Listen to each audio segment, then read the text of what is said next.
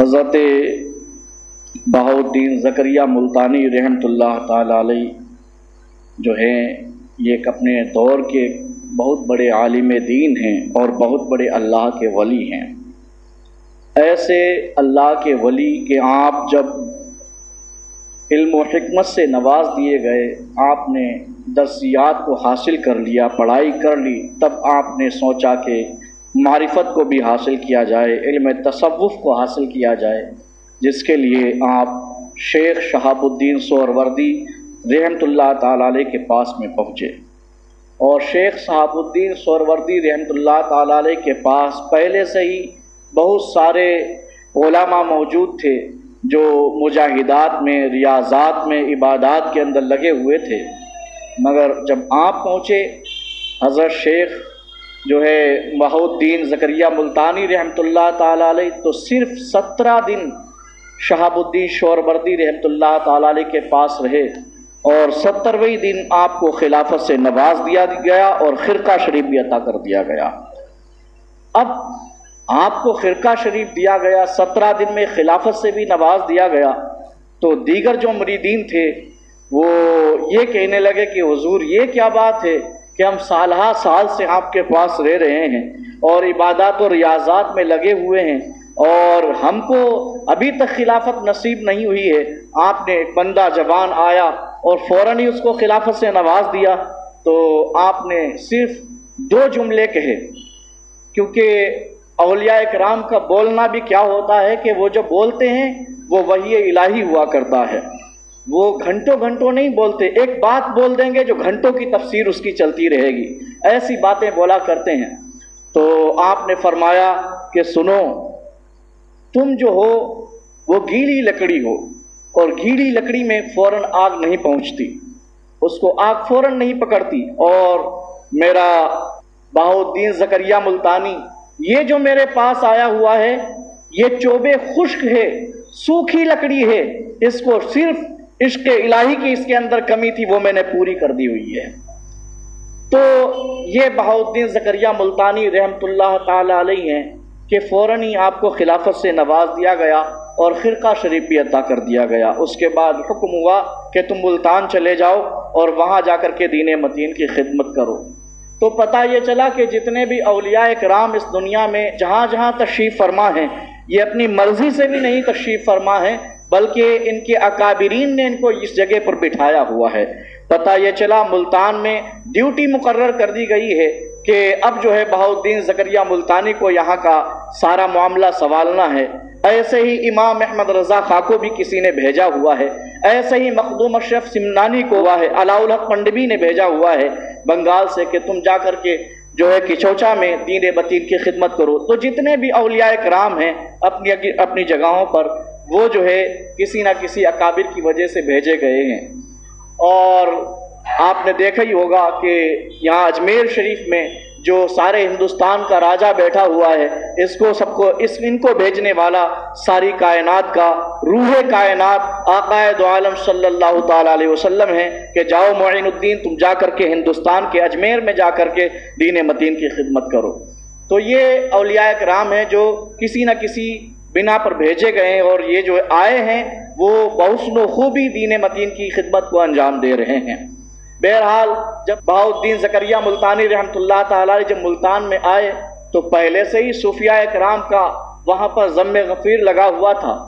تو انہوں نے دیکھا کہ ایک اور کوئی صوفی آ گیا ہے، تو انہوں نے ایک پیالے میں دودھ بھیجا جو پورا بھرا ہوا پیالہ تھا دودھ سے۔ تو لوگ یہ سمجھ رہے تھے کہ یہ تو پینے کے لیے بھیجا گیا ہے، مگر ولی کی بات تو ولی ہی جانتا ہے۔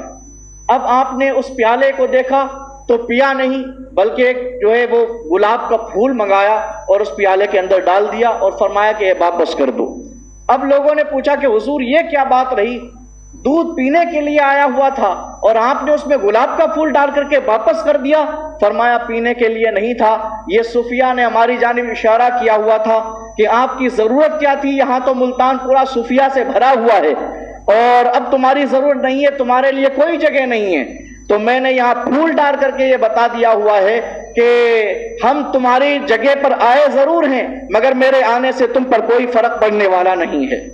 تو میں نے بھی یہ اشارہ کر کے دے دیا ہوا ہے کہ اب میں یہاں پر آ گیا ہوں، اب تمہیں بھی کوئی فکر کرنے کی ضرورت نہیں ہے، اور تمہارا دودھ جیسے نہیں چھلکے گا گلاب کا پھول ڈالنے سے، ایسے میرے آنے سے تم کبھی نکالے نہیں جاؤ گے یہاں سے۔ تو یہ بہاؤالحق جو ہے بہاؤالدین زکریہ ملتانی رحمۃ اللہ تعالی علیہ کا اشارہ تھا۔ تو سارے صوفیاء نے جب ان کا اشارہ دیکھا تو آپ کے قدموں میں آ کر کے گر گئے، کہا سرکار غلطی ہو گئی۔ تو آپ نے فرمایا کوئی بات نہیں ہے۔ تو آپ ایسے اللہ کے ولی ہیں کہ جو بات منہ سے نکالتے تھے اللہ فوراً قبول کر لیتا تھا۔ ایک عورت آئی، آنے کے بعد کہا کہ سرکار ہماری اولاد نہیں ہے۔ آپ نے فرمایا اے بوڑھی عورت ابھی بتاتا ہوں۔ آپ نے آسمان کی جانب دیکھا اور زمین کی جانب دیکھا، 2-4 مرتبہ دیکھ کر کے فرمایا کہ لوہے محفوظ میں تیرے لیے کوئی اولاد ہی نہیں ہے۔ اب وہ عورت جو ہے چیخنے لگی اور واپس آنے لگی۔ تبھی آپ کے پوتے جو ہے وہاں پر رکن عالم رحمت اللہ تعالیٰ علیہ، بچپنے کا عالم ہے، بچوں کے ساتھ کھیل رہے ہیں، دیکھا کہ ایک بوڑھی عورت آئی۔ یہ تو دربار ایسا ہے جہاں روتے ہوئے آئے تو ہنستے ہوئے نکلتے ہیں، یہ کیا ماجرا ہے کہ عورت ہنستی ہوئی آئی ہے تو روتی ہوئی نکل رہی ہے؟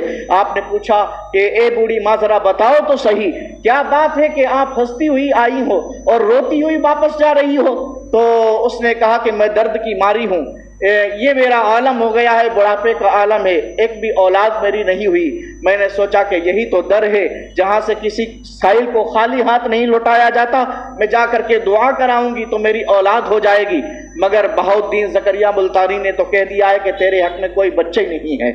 اب اتنی بات رکن عالم نے سنی، آپ کے پوتے نے، تو کہنے لگے کہ جاؤ پھر سے جاؤ، اور جانے کے بعد یہ کہنا کہ آپ میرے حق میں دعا کیجئے، اور وہ یہی کہیں گے کہ تیرے حق میں ایک بھی اولاد نہیں ہے، یہاں سے چلی جا، تو تم کہنا کہ اگر ہمارے حق میں کوئی اولاد ہوتی تو ہمیں آنے کی ضرورت بھی کیا تھی، میں تو آئی اسی لیے ہوں کہ میرے حق میں کوئی اولاد نہیں ہے، تب آپ کے در پہ آئی ہوں اولاد ہو جائے۔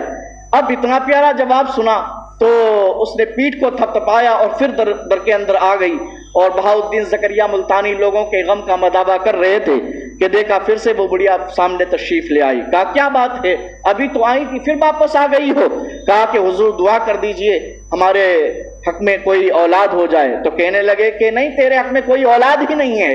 تو کہنے لگی، عرض کرنے لگی حضور اگر کوئی اولاد ہوتی تو پھر میں تمہارے یہاں کیوں آتی؟ میں تو آئی اسی لیے ہوں کہ میرے حق میں کوئی اولاد نہیں ہے، تو آپ کے در سے آ کر کے آپ کے صدقے میں اللہ اولاد عطا فرما دے۔